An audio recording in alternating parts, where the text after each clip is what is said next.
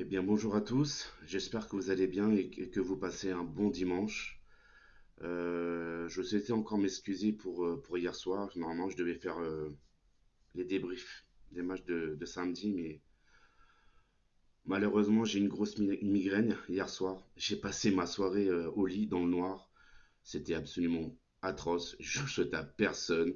Donc, veuillez encore m'excuser. Donc, je viens vers vous aujourd'hui pour faire le débriefing des matchs d'hier après-midi. Je souhaiterais d'abord commencer par dire un grand coup de chapeau au Betis Séville qui a gagné la Coupe du Roi face à Valence. Un partout dans le temps réglementaire et pendant les prolongations. 5-4 au tir au but.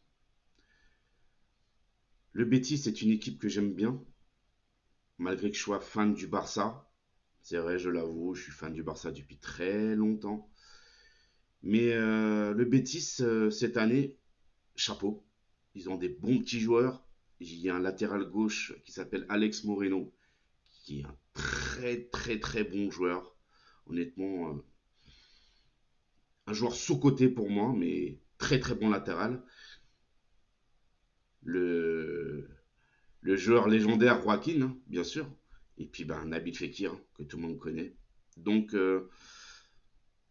belle victoire du Betis. Ça faisait longtemps qu'ils n'avaient pas gagné un titre en Espagne. Donc, je suis content pour eux. Un grand coup de chapeau. Voilà, ça c'est fait. Deuxièmement, le PSG. Bravo à eux pour leur 10e titre de champion de France. La petite étoile, c'est quand même important et symbolique, hein. C'est pas à négliger. Cette saison, ben, ça n'a pas été ça, hein. J'ai senti les supporters parisiens très énervés, très frustrés. Je pense que cette semaine, je ferai un petit débrief sur le Paris Saint-Germain. Voilà, je m'exprimerai sur mon opinion de cette saison. Après, voilà, mon but n'est pas de me mettre les fans du PSG à dos, bien au contraire, hein. J'essaierai de débriefer en toute objectivité. Voilà, il y a des hauts, des bas, hein, comme dans tous les clubs, hein. Il n'y a pas qu'à Paris où ça s'est mal passé, hein. Moi qui suis fan du Barça, on a notre lot de problèmes aussi. Donc voilà, comme on dit, avant de critiquer les autres, balaye devant ta porte. C'est ce que je fais. Il faut rester humble. Donc voilà, je ferai aussi un débrief sur le Barça, vous inquiétez pas. Voilà, comme ça, tout le monde prendra son tarif, il n'y aura pas de problème. Voilà, il faut être impartial dans la vie. Donc je reviens au match entre Arsenal et Manchester United. Qui a eu lieu hier à 13h30. Victoire d'Arsenal 3 buts à 1. Victoire très importante pour une place qualificative en Ligue des Champions. Arsenal qui passe quatrième devant Tottenham. Et d'ailleurs, il me semble que Tottenham joue aujourd'hui. Donc, bah, Arsenal, ils ont gagné, mais ils ont eu chaud quand même, hein. C'était tendu, hein, parce que bon, Manchester United, bah, c'est plus Manchester United, hein, malheureusement. Je pense que cette année, c'était très compliqué. Euh, et je pense aussi que l'année prochaine, il y aura, enfin, pour l'année prochaine, il y aura beaucoup de changements, à commencer par l'entraîneur, hein. Alors apparemment, ils auraient visé l'entraîneur de l'Ajax, pardon, Erin Ten Hag, qui est un excellent entraîneur. Là, il fait du très très bon boulot à l'Ajax, hein. Je regarde les matchs de l'Ajax, pardon, c'est impressionnant. C'est impressionnant à voir. On verra bien s'il ira vraiment à Manchester, mais je pense que oui, hein. D'après les réseaux sociaux, ce serait le grand favori, donc à suivre. Et sinon, concernant le match, bah écoutez, Arsenal a déroulé.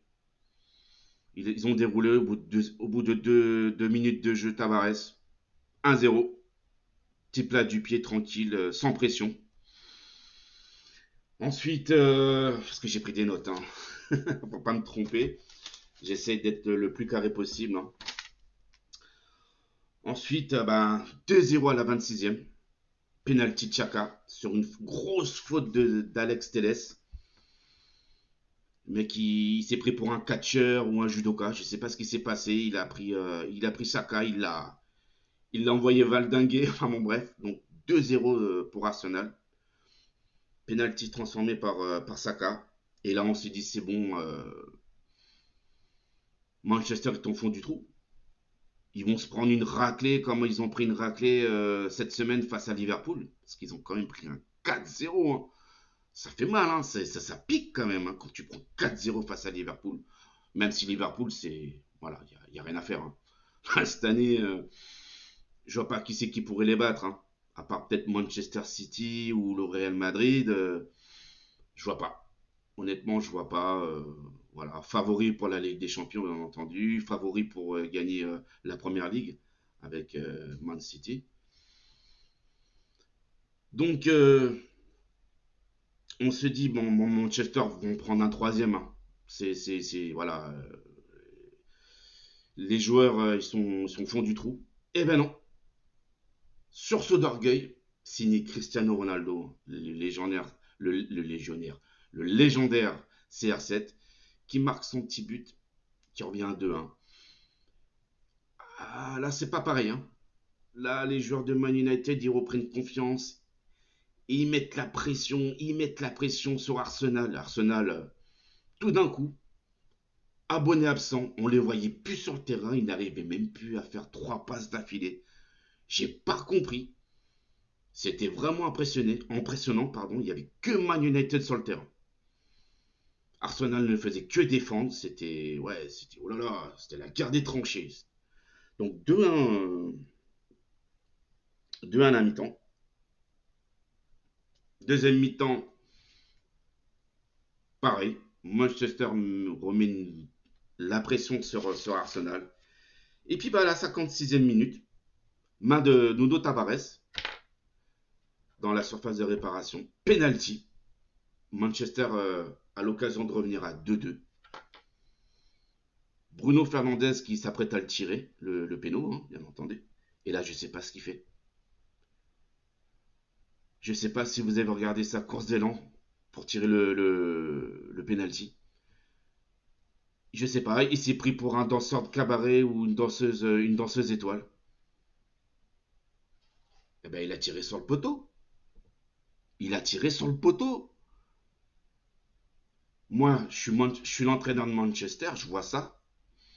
Ah, moi, je pète un câble. Hein. Je pète un câble. C'est pas sérieux.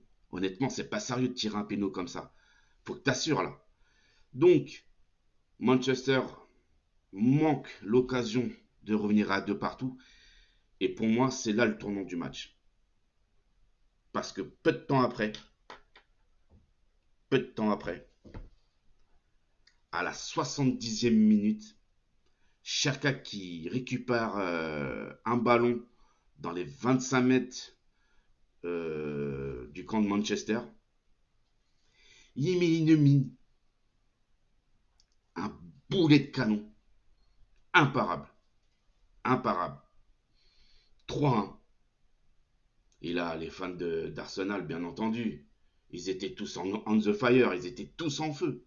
Ils se sont dit, c'est bon, 3-1, c'est plié, c'est normal. Ils reprennent confiance. Arsenal, ils recommencent à reprendre le ballon, à faire des passes, à développer leur jeu. Mais bon, Manchester tente tout pour le tout pour égaliser à 3-2, mais rien n'y fait. Défaite de Manchester 3-1.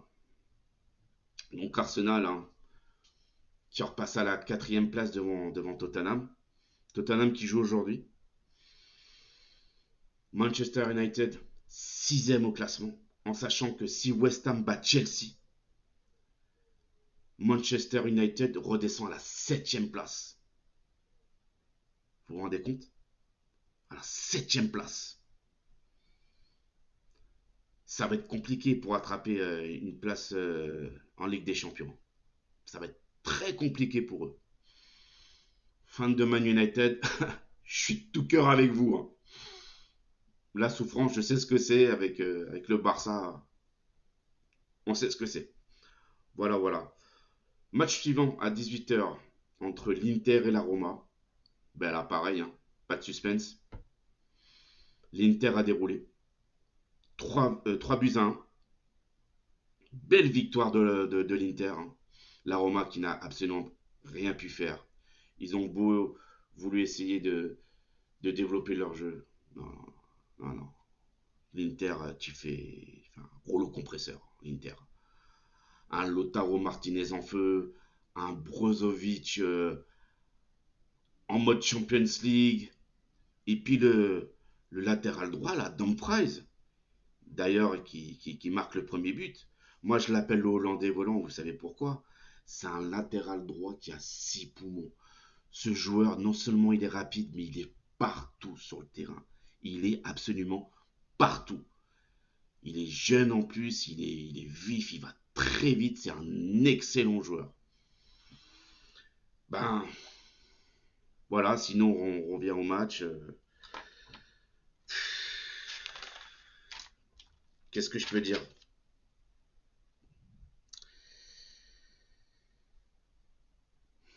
C'est l'Inter, hein.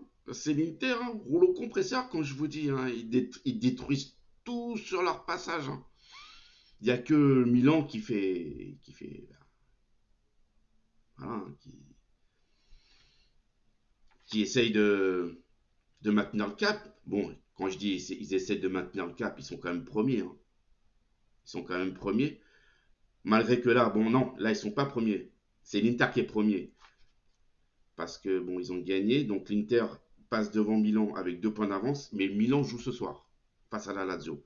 Ça veut dire que si Milan gagne ce soir à Rome, Milan repasse devant l'Inter. Donc, pour le Scudetto, ça va être serré. Sinon, revenons au match. Bah, festival de Brozovic, hein. Il est rentré dans la surface, il s'est amusé avec les défenseurs, il a mis un bijou dans la lucarne. Rui Patricio, il n'a rien pu faire, le pauvre. Il a absolument rien pu faire. C'est un bijou. Voilà. Brozovic, super joueur. Je comprends que Paris veut l'acheter, hein. C'est vraiment un super joueur. Sous-côté, mais il est partout aussi. Sur le terrain, il a 4 poumons. Joueur indispensable de l'Inter. Et puis, bah, là, on se dit, bah, la Roma est en train de prendre l'eau. Eh ben oui. Deuxième mi-temps, à la 52e. 3-0. Coup franc de Çalhanoğlu pour la tête de Lautaro Martinez. Là, les joueurs de la Roma abattus. Mourinho, bah, voilà, hein. Je pense que il s'est dit que les carottes étaient cuites. C'est pas évident. C'est pas évident de prendre un 3-0 face à l'Inter quand tu es la Roma. Et puis, ben, à la 85e, sursaut d'orgueil, but de Mkhitaryan pour sauver l'honneur. Bon, le match était déjà plié, hein. Voilà. L'Inter a joué sous pression, sans pression, pardon. À voir par la suite pour le Scudetto. Voilà, c'est tout ce que je peux dire pour l'instant. On verra le match du Milan ce soir. Et sinon, je reviens aussi pour concernant le Bayern qui a gagné 3-1 face à Dortmund hier.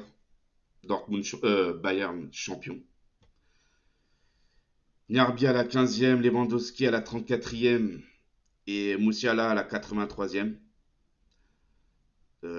Emre Can qui marque pour Dortmund à la 52e. C'est le 10e titre d'affilée pour le Bayern. En même temps, c'est un peu normal, vu l'effectif qu'ils ont. Mais quand même, il faut le faire. 10e titre d'affilée. C'est énorme. C'est énorme. Chapeau à eux. Bon, bah, petit bémol, hein. L'élimination en Ligue des Champions face à Villarreal, d'Unai Emery. Mais bon, Unai Emery, il fait du très très bon travail à Villarreal, hein.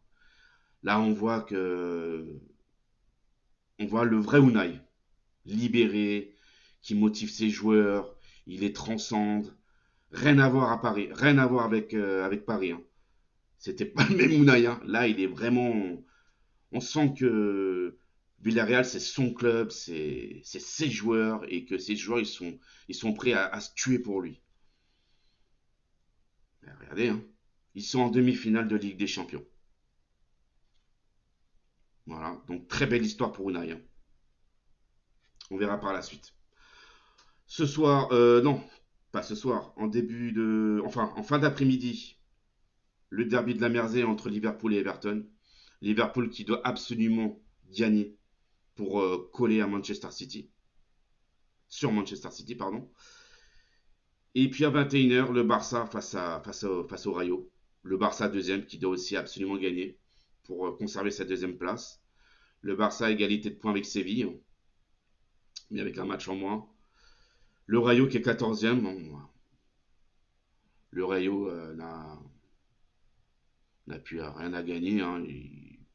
Ils resteront en bas de tableau, mais bon, ils ne seront pas relégables, je pense pas. Je pense que je pense qu'ils resteront en Liga l'année prochaine. Donc voilà, voilà. Sur ce, écoutez, je ferai le débrief de Liverpool-Everton et, et du Barça face au Rayo demain. Aujourd'hui, c'est dimanche. En plus, les gens ils vont aller voter. Donc tranquille, hein. Voilà, pépère. Et puis voilà, c'est tout ce que j'ai à vous dire. Je vous souhaite à tous une excellente journée. Bon vote pour ceux qui vont voter. Et puis je vous dis à demain. Ciao, ciao, bon courage et surtout, portez-vous bien.